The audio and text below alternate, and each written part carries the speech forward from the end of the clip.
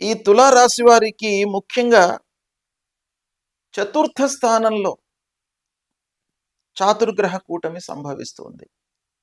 చతుర్థ స్థానము ముఖ్యంగా సౌఖ్యాన్ని, ఆనందాన్ని, సంతృప్తిని ఇచ్చేటువంటి స్థానం.